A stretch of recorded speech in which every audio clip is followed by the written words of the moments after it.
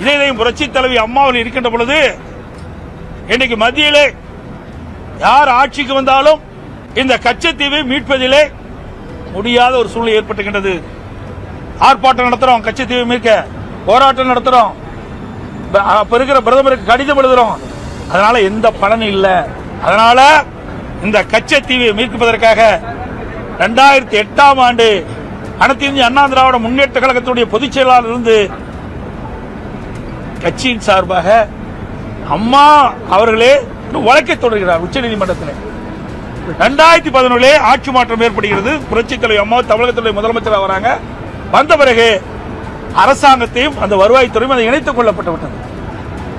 ஆட்சியில் இருந்தாலும் இல்லாவிட்டாலும் மீனவருடைய பிரச்சனையை தீர்க்க வேண்டும் என்ற ஒரே எண்ணத்தின் அடிப்படையிலே இதை நாங்கள் எடுத்து அவருடைய பிரச்சனை தீர்ப்பதற்காக நாங்கள் முயற்சித்துக் கொண்டிருக்கிறோம்.